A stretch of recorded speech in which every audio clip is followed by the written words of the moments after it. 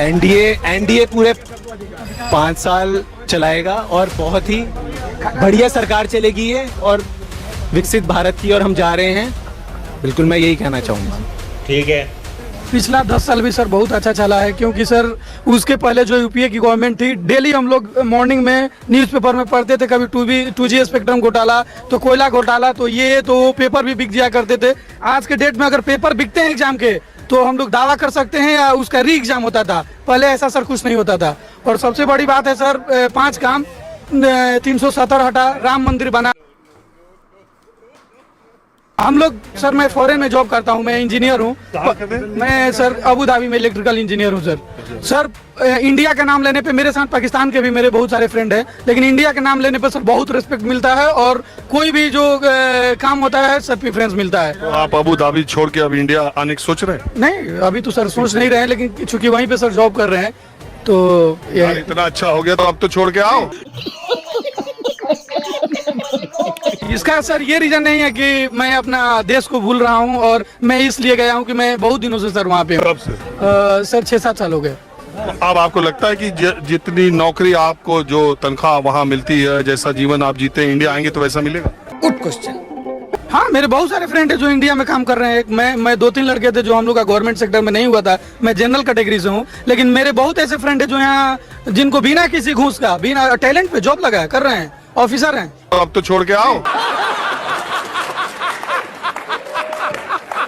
मोदी ने कभी भी, मोदी के एक भी दाग नहीं है उनके ऊपर, एक दाग नहीं है। और ऐसा सर हम लोग कॉन्फिडेंस से कह सकते हैं कि अगर मोदी गवर्नमेंट में अगर कोई भी, चाहे उन्हीं का मंत्री क्यों ना हो, अगर चोरी करते पकड़े गए, तुमको जेल में ठूंसा जाएगा। ऐसा मैं एक आम पब्लिक हूँ सर।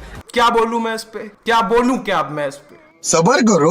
बताओ, लेकिन मोदी सरकार तो नहीं, लेकिन एनडीए में तो जो लोग जेल में थे बाहर निकले वो मंत्री बन गए।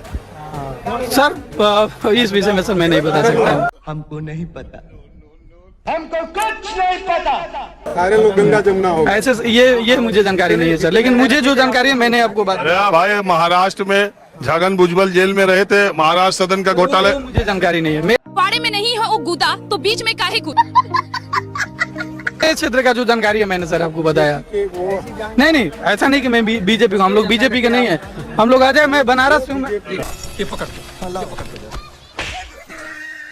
जिनको लगता है कि भारत विश्व गुरु है, उनको एक बार चाइनीज और अमेरिकन कंपनी का डोमिनेंस देख लेना चाहिए। जिनको लगता है कि भारत की जीडीपी बड़ी तेजी से बढ़ रही है, उनको एक बार भारत का कर्जा देख लेना चाहिए। उनको भारत की तेजी से बढ़ती आबादी का दर देख लेना चाहिए। जिनको लगता है कि लिटरेसी रेट तेजी से बढ़ रहा है, उनको एक बार लोगों का आईक्यू और लोगों की क्रिटिकल थिंकिंग देख लेनी चाहिए, जिससे आपको समझ में आएगा कि लिटरेसी रेट बढ़ रहा है, लिटरेसी नहीं। डिग्री तो हजारों के पास है, स्किल कितनों के पास है बताओ? और आपका फेवरेट पॉलिटिशियन कोई भी हो, आप आखिरी बार याद करो कि उसने स्किल सेट को बढ़ावा देने की बात कब की थी। मीडिया जोक्स को सनसनी बनाकर बैठा है और सनसनी को जोक बनाकर बैठा है। सच बोलने वाला आम आदमी देशद्रोही है, और झूठ बोलने वाला, भड़काऊ भाषण देने वाला नेता लोगों का बाप है। भारत के अंदर ऐसे कई पॉलिटिकल लीडर्स हैं जिन पर मनी लॉन्ड्रिंग, रेप और मर्डर जैसे क्रिमिनल चार्जेस है। इसके बावजूद भी ये लोग आजाद घूम रहे हैं और पॉलिटिकल पार्टीज के लीडर्स हैं। आखिर ऐसी कौन सी मजबूरी है हमारे सिस्टम की, आखिर ऐसा कौन सा लॉजिक है जिसके कारण क्रिमिनल चार्जेस होने के बाद, शिक्षा होने के बावजूद भी इन लोगों को पॉलिटिक्स में अलाउ किया जाता है? और जब देश की कमान ऐसे लोगों के हाथ में होगी, तो कैसे उम्मीद की जाए कि देश तरक्की की ओर बढ़ रहा है? जातिवाद और धार्मिक हिंसा को बढ़ावा देने वाले कई बड़े नेता कभी टेक्नोलॉजी, इंफ्रास्ट्रक्चर, शिक्षा, स्वास्थ्य, रोजगार जैसे मुद्दों पर बात करते नहीं दिखते। भारत एक ऐसा देश है जहाँ पर अगर आप पर क्रिमिनल चार्जेस है तो आप गवर्नमेंट पीओन के लिए अप्लाई नहीं कर सकते, पर आप विधायक से लेकर प्रधानमंत्री तक कुछ भी बन सकते हैं। 14 फरवरी को अगर लड़का लड़की अपनी मर्जी से एक दूसरे से बात कर ले तो हमारी संस्कृति खतरे में आ जाती है, पर होली के दिन लड़कियों को जबरन छूना, रंग लगाना, चलते फिरते लोगों पर गोबर और कीचड़ फेंकने से हमारी संस्कृति को बढ़ावा मिलता है। जो रिलीजन, हिस्ट्री और जोक्स के नाम पर दंगे करते हैं, ये लोग तब कहाँ होते हैं जब महिलाओं की सुरक्षा की बात आती है, नदी साफ करने की बात आती है, पेड़ लगाने की बात आती है। नहीं सोचे मत,